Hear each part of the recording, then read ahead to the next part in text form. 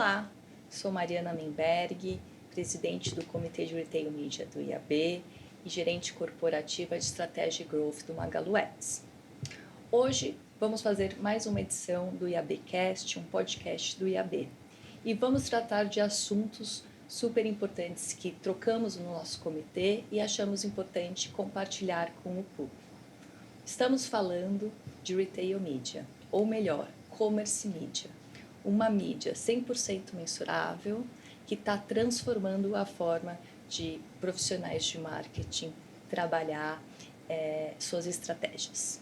Hoje temos duas convidadas super especiais para contribuir com essa troca e vou apresentar a primeira, Dani Rabif, líder de Personal Care da Unilever, referência em transformação digital e estratégias de marca em escala. Dani, muito obrigada pela sua presença. Mari, obrigada pelo convite. Olá, todo mundo. Obrigada aí por acompanharem a gente aqui hoje. E também Jana Heimberg, da Flywheel, especialista em tecnologia, dados e performance, uma das vozes mais fortes no avanço do Retail Media como disciplina estratégica. Muito bom, obrigada pelo convite e obrigada por essa apresentação tão generosa. O prazer é meu e a honra também. Vamos falar o que vem pela frente: inteligência artificial, dados, mensuração, branding e papel do Brasil na revolução global. Então, vamos lá para a primeira pergunta. Commerce Media, muito além do varejo. Estamos vendo que o Retail Media evolui para algo muito maior, o Commerce Media, tema inclusive do nosso comitê. Setores, a gente falou isso no segundo comitê, setores como finança, turismo e até saúde começam a monetizar seus próprios ecossistemas de dados e inventários. Na visão de vocês duas, uma como parceira, fornecedora de tecnologia do mercado e Dani como anunciante, como as marcas e as plataformas precisam se preparar para esse novo ecossistema, onde qualquer ponto de contato vai se tornar uma mídia? Eu gosto muito de falar desse tema porque, bom, hoje a Flywheel faz parte da Omnicom e a Omnicom, como um grupo de agências, ela adquiriu a Flywheel muito nessa visão complementar de que o ser humano não segue uma linha linear, como muito tempo a gente falou disso, né? De a pessoa vai até o TikTok, depois ela vê um anúncio na TV, depois... Tá, mas e toda a visão transacional? Hoje a gente tem uma resposta muito clara, né? Por exemplo, de que o search aumenta dentro dos marketplaces numa velocidade muito maior do que aumenta dentro do Google. Aí, quando a gente vai olhar dentro da América Latina, especialmente dentro do Brasil, a gente tem um player incrível, né? Como o Mercado Livre, a gente tem a Magalu também, a gente tem a Amazon. Mas quando você fala de entre 10 transações, né? 10 compras sendo feitas, 4 são dentro do Mercado Livre hoje, você vê um potencial muito grande de como que você conecta esses lugares.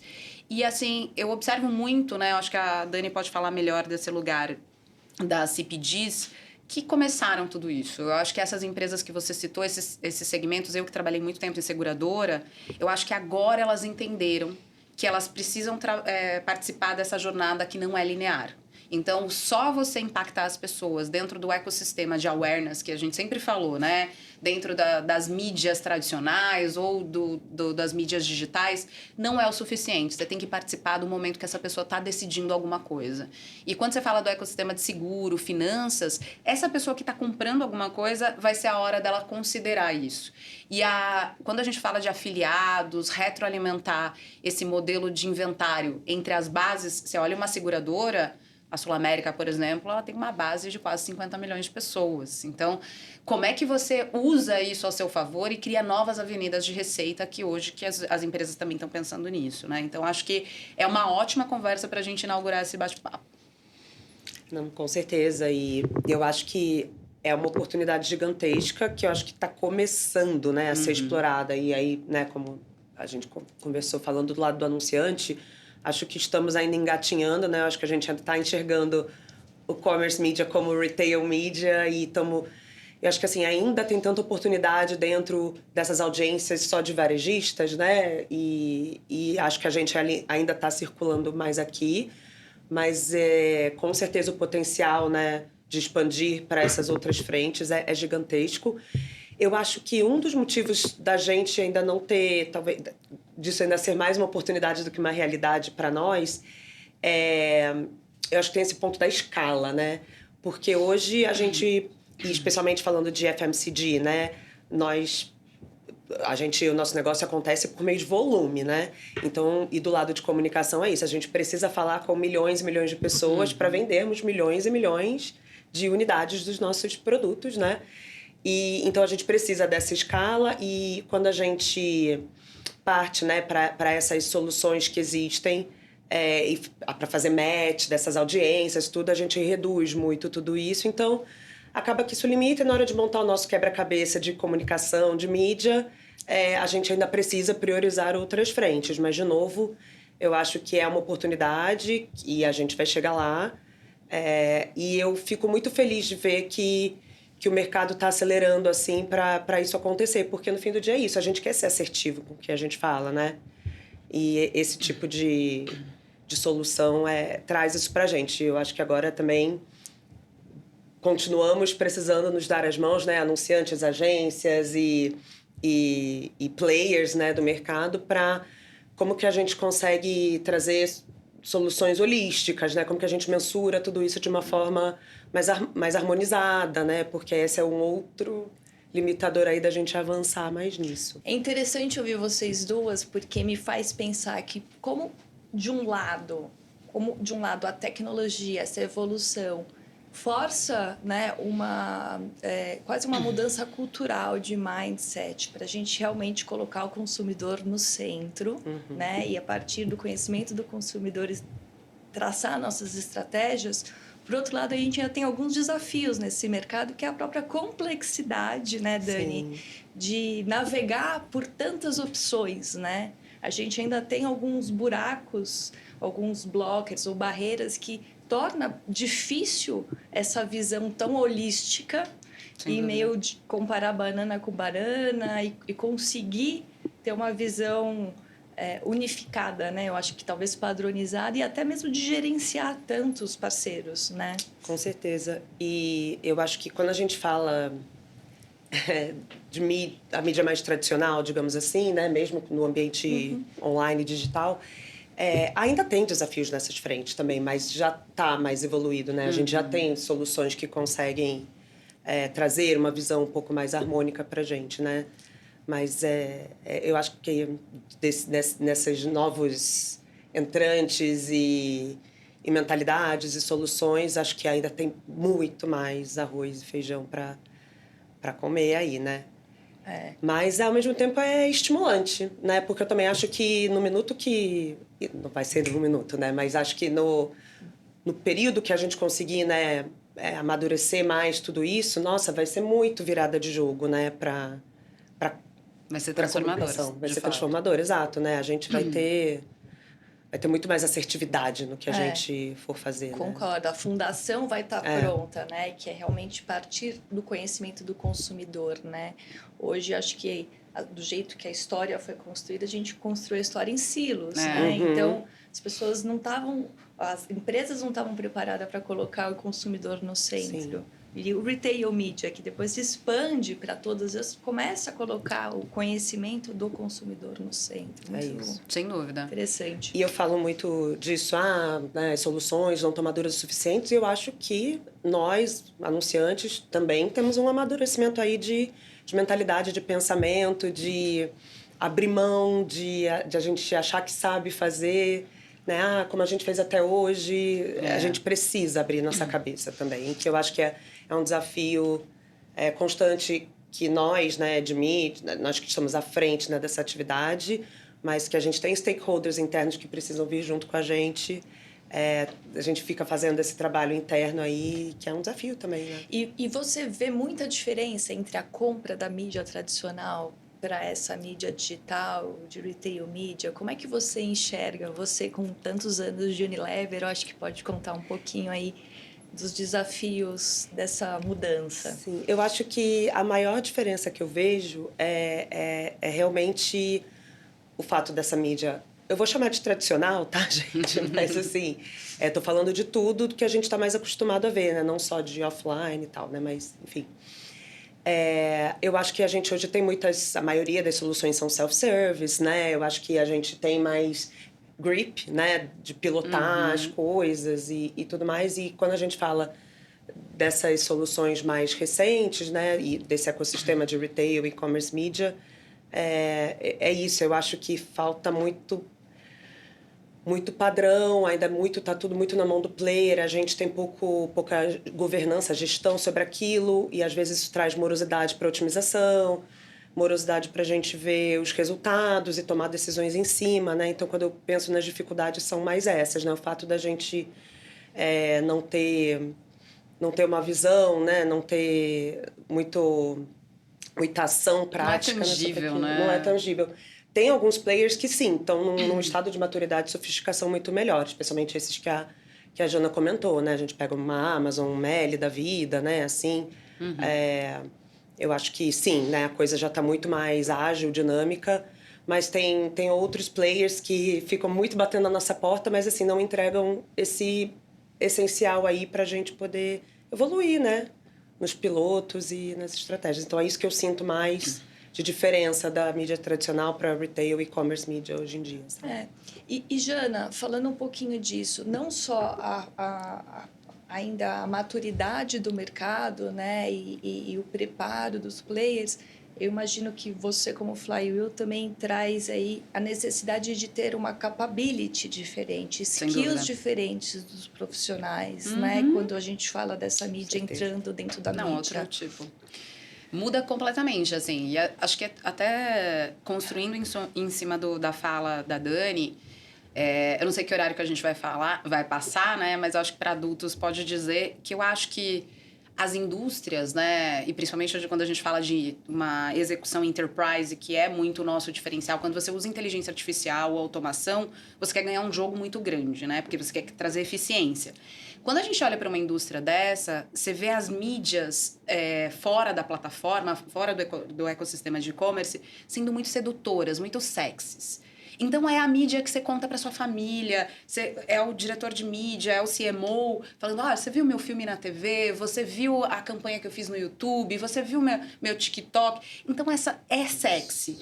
Quando você vai para dentro a gente está falando da Amazon, né? Você sabe muito bem que foram eles que ensinaram esse mercado inteiro a trabalhar e vem ensinando, né? Então, a Flywheel lá atrás, quando se formou junto com a Amazon, é nessa escola que a gente...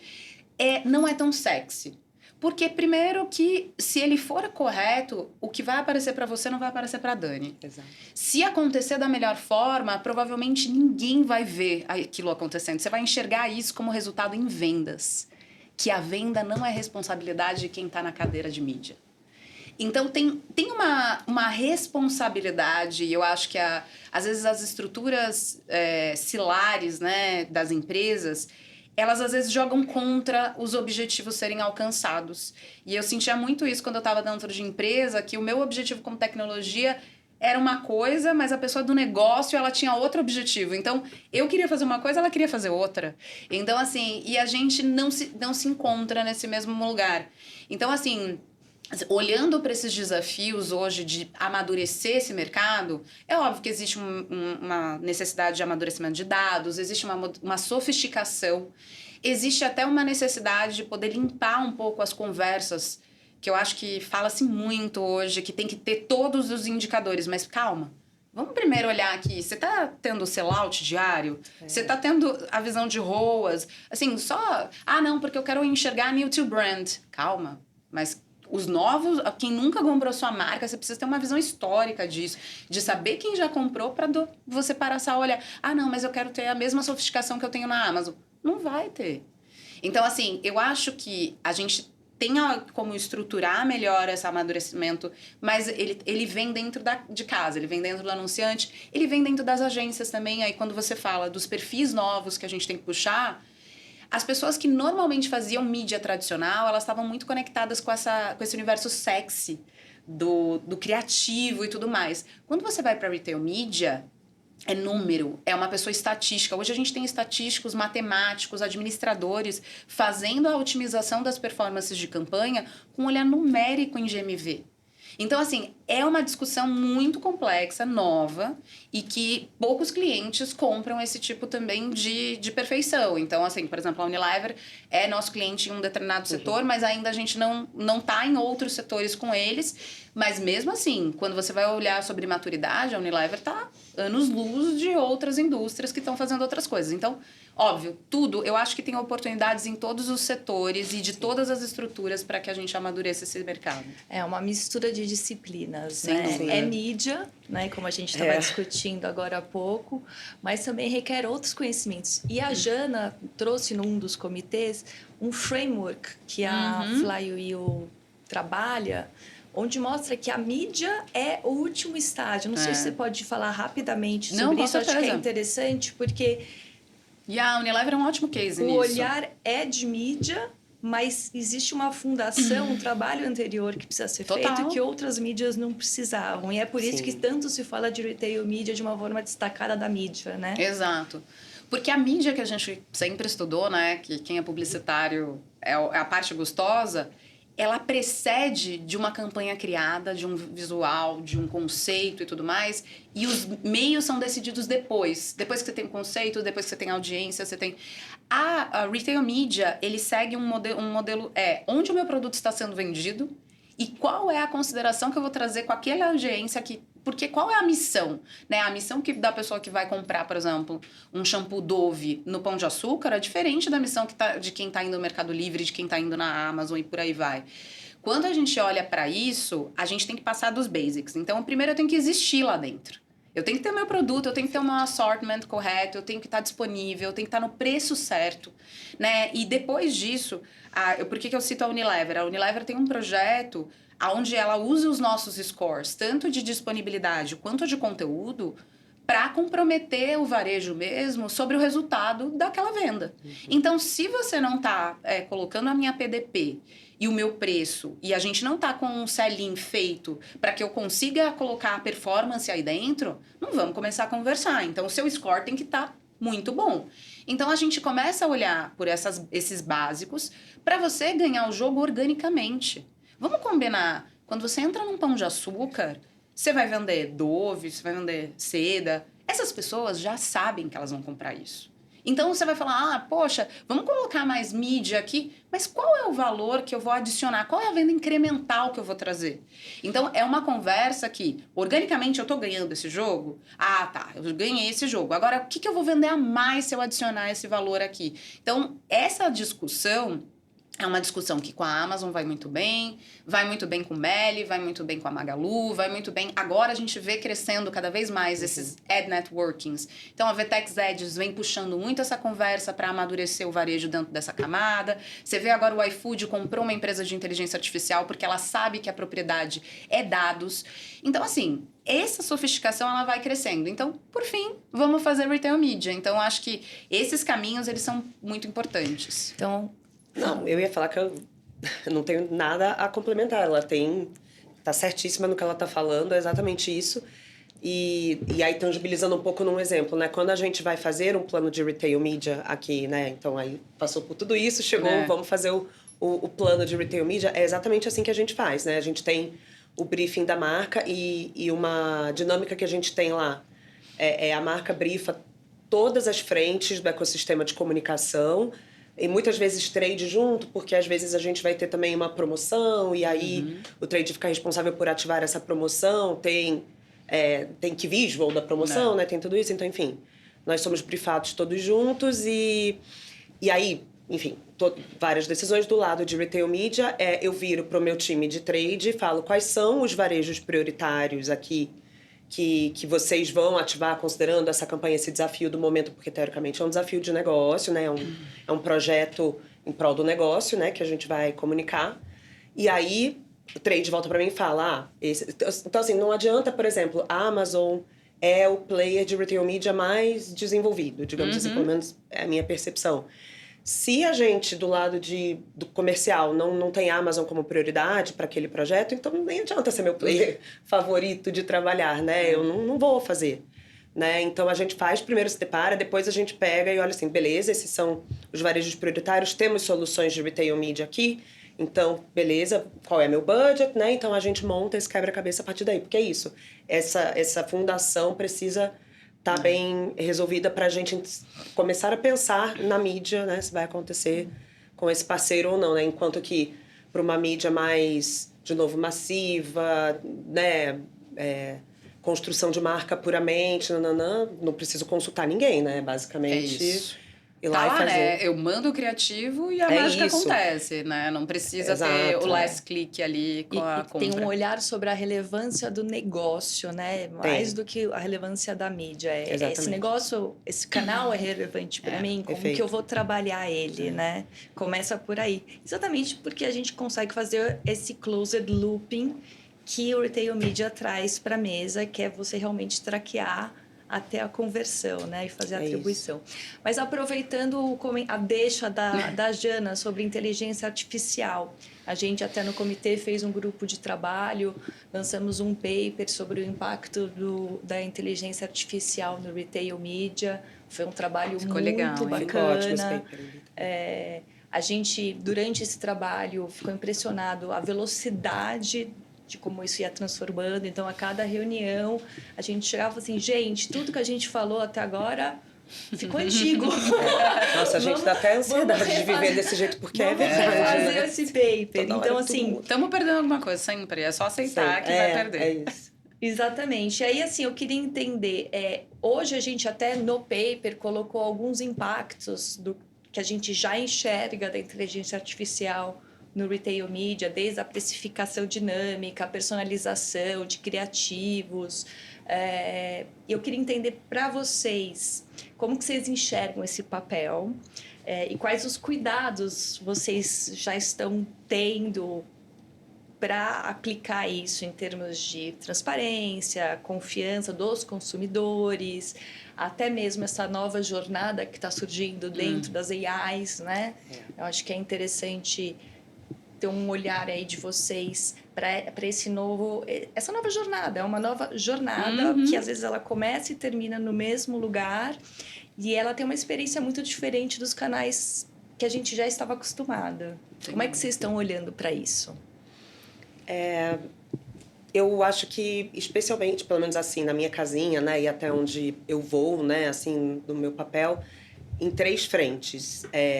Eu acho que a primeira de todas, pensando em mídia como um todo, né, a gente vê, né, as AIs atuando muito por trás dos algoritmos, então, do ponto de vista de otimização, né, como que a gente, né, dá insumo para o algoritmo trabalhar buscando, né, a audiência correta versus os assets corretos para essa audiência versus os bids, né, e tudo isso acontecendo ao mesmo tempo. Então, as soluções de AI têm evoluído para que isso tudo seja cada vez mais eficiente e efetivo. E a gente faz muitos pilotos, a gente tem feito muito teste AB, tipo, com a solução versus sem a solução, para entender se realmente, né, traz resultados, né, diferenciados. Tem uma outra frente criativa. No fim do dia, tudo conversa, né? Assim, mas tem outra frente criativa que é como que a gente usa, né, de soluções de criativos dinâmicos em escala também, digital twins, tudo isso, para que, de novo, a gente consiga dar insumos para esses algoritmos, né, trabalharem. Eu acho que, pelo menos na Unilever, né, eu acho que essa pode ser uma realidade aí de tudo de FMCG também. A hiperpersonalização, acho que não é muito nosso caso, mas sim o pensamento de comunidades, né, e momento de jornada, sim. Então, essa produção ágil, dinâmica, né, de criativo é fundamental para a gente conseguir acompanhar tudo isso, usando dessa inteligência do algoritmo da mídia para entregar. E tem um terceiro ponto, né, que é quase que o colchão de tudo isso, são também soluções de viewability, verificação, né, para a gente entender se aquele nosso anúncio está sendo visto, se está sendo por um ser humano, né, assim, e dentro de um ambiente seguro, né, o brand safety. Eu acho que isso vale para tudo de mídia, né, mas eu acho que especialmente quando a gente fala de retail media, eu acho que é mais um ponto que ainda precisamos evoluir, porque hoje a gente não consegue plugar, principalmente essa parte de viewability verification, a gente não consegue plugar um third party, né? Que a gente tem do nosso lado, que a gente pluga em tudo, né? Para ter uma visão agnóstica mesmo, né? Se a coisa tá rolando. Então, a gente não consegue plugar ainda em muitos players para garantir tudo isso. A gente tem feito mesmo assim, porque, de novo, a gente não quer... A gente vê o valor, né? E tal. E, no fim do dia, como a gente mede muito a conversão, então a conversão meio mal tá acontecendo, né? Então... Mas é mais uma frente que eu acho que esse ecossistema precisa evoluir. Mas eu acho que são esses 3 pilares, assim, que a gente vê, né? Que a gente tem investido tempo, energia, dinheiro de AI, né? Na frente da AI. Mensuração realmente é um calcanhar de Aquiles ainda da nossa indústria. E aí, Jana, como é que você vê a AI sendo aplicada do lado da perspectiva da Flywheel, né, nessa parte de mensuração? No nosso caso, é a nossa condição de existência, assim, porque o fato de você trabalhar com uma indústria muito grande, então, quando você vê a Unilever, quantos SKUs ele tem dentro de um marketplace, por exemplo? Centenas. Beira milhares quando a gente vai extrapolar, né, as tipificações desse mesmo SKU, a gente fala de ASINs quando a gente vai lá. E aí a gente tem que usar a inteligência artificial, porque a automação é a essência disso. E quando a gente fala de automação de dados também, é a possibilidade da gente usar hoje datasets, né? Então, a gente captura essas informações, porque a gente vai cuidar que vai ter API para tudo, porque em todos os varejos não existe isso. Mas como que eu recebo esse dado rápido e ele adentra o meu ecossistema para que eu tenha respostas rápidas? Porque as respostas, a venda tem que ser muito rápida. E mais do que isso, eu tenho que ter uma visão preditiva, principalmente de sell-in. Porque se ele ficou out of stock, ele não vai ficar com estoque no dia seguinte. Isso tem que ser visto com antecedência. Então, a gente hoje tem modelos preditivos onde a gente consegue ajudar a indústria justamente em manter os basics funcionando para que a gente não pare uma campanha porque ficou out of stock ou perdeu buy box, ou seja lá o que for. Eu acho que, sendo objetiva nessa resposta, eu acho que esse é o principal ponto assim, que a gente vem hoje se esmerando. Tá. E aí eu gostaria de ir além, né? Eu acho que a gente está falando que hoje o consumidor, ele navega entre o digital e o físico sem perceber essas fronteiras, né? Ele pesquisa no app, ele compara no marketplace, ele finaliza na loja, o consumidor ele está na loja, ele consulta os catálogos para pesquisar outros preços. Então, assim, nesse contexto, Dani, como é que você está vendo desenhar essas estratégias que são realmente omnichannel?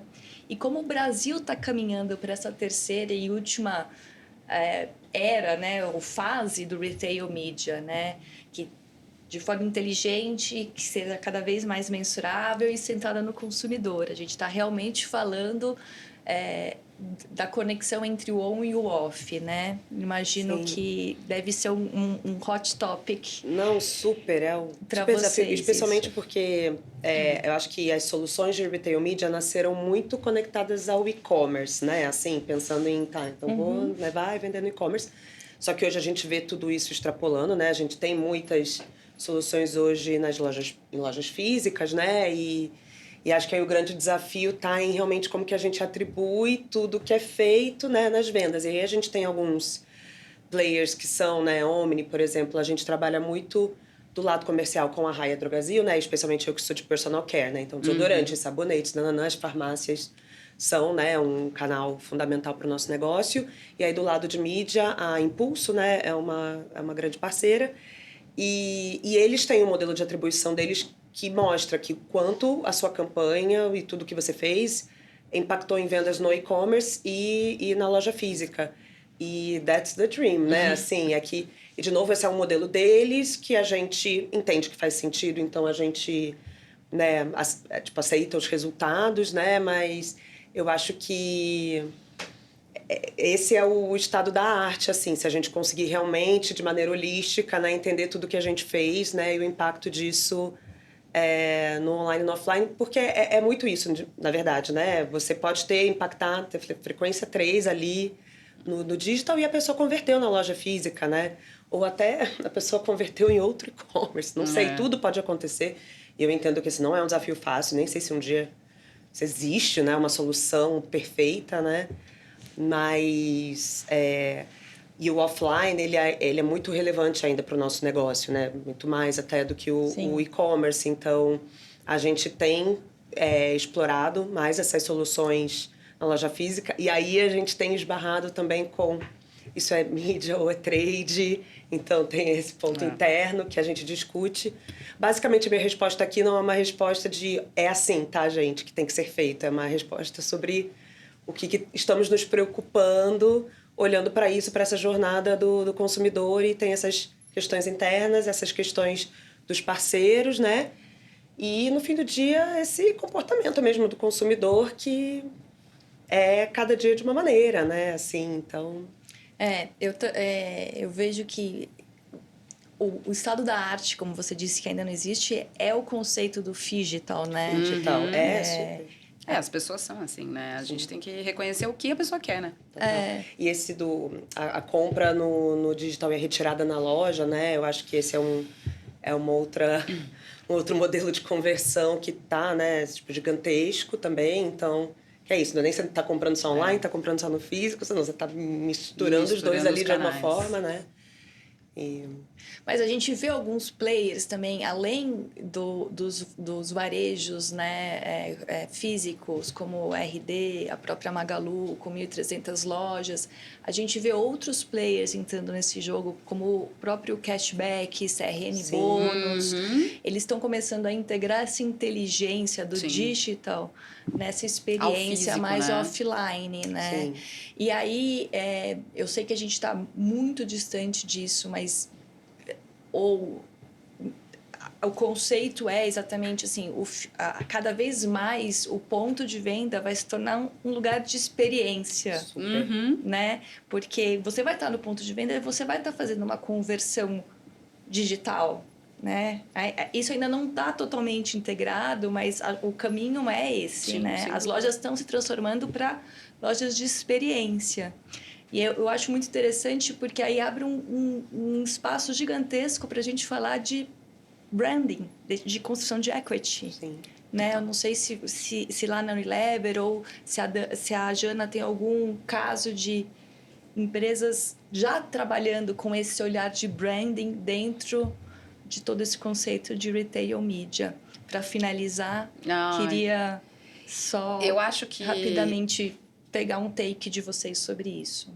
Eu acho que branding, ele precede se você conhecer quem você vai impactar. Eu acho que qual que é a mensagem, principalmente marcas muito grandes, né? De indústrias muito grandes, elas já têm um voice-over sobre tudo que ela leva, né? Então, você já tem uma ideia pré-definida daquelas marcas.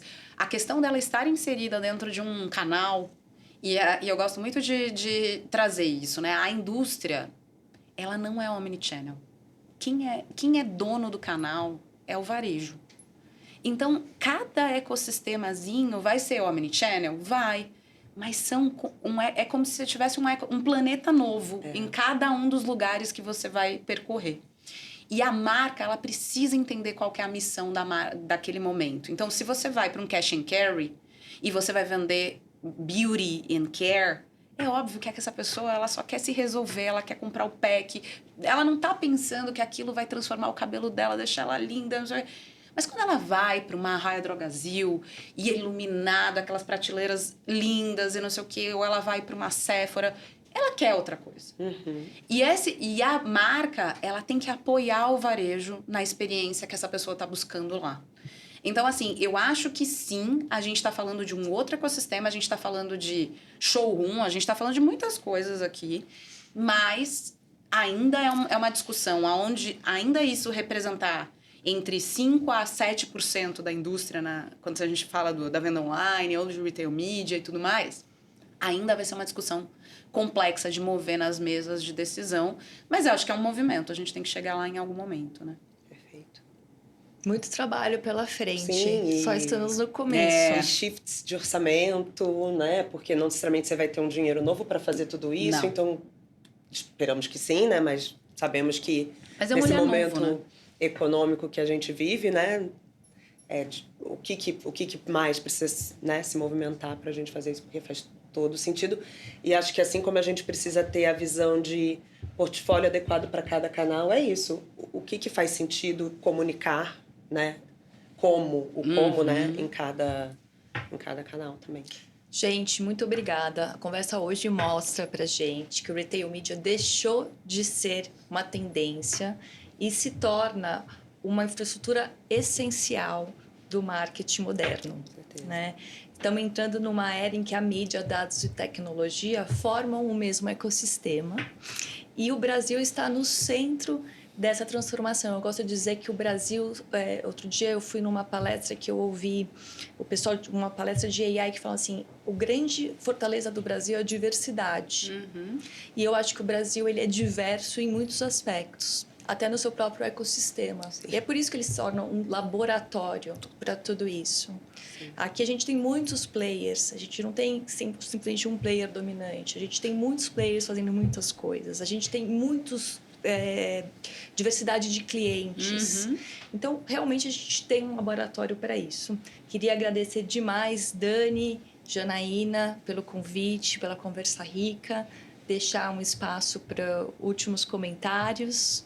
Dani? Não, eu que queria agradecer pelo convite, né? Obrigada. Ótima conversa, né? Poderia ficar aqui milhões de horas. E queria agradecer também todo mundo que está assistindo ou ouvindo. E é isso, eu acho que essas conversas são importantes, fazem parte desse nosso trabalho de evolução e amadurecimento, né? Do mercado como um todo, né? Todas as pontas deles, anunciantes, inclusive. Eu acho que eu tenho 3 camadas de agradecimento. Primeiro, né, o IAB e você como presidente dessa comissão, né, de Retail Media, pelo convite. Segundo, por estar com nomes tão incríveis, assim, que sabem o que estão falando, que estão há muito tempo conversando sobre isso. E o terceiro, não menos importante, mas eu gosto muito de destacar um fórum de mulheres, né? Aqui falando sobre essa evolução, trabalhando pra caramba, que é isso que a gente faz, né? Então, para mim foi uma honra estar nessa conversa de hoje. Eu te agradeço novamente. E para você que nos ouve, continue nos acompanhando no podcast do IAB e também no Comitê de Retail Media e nos ajude a desenvolver essa indústria e cada vez tornar ela uma referência para o mundo. Agradeço demais o tempo de todos, agradeço o IAB por promover esse espaço e até a próxima.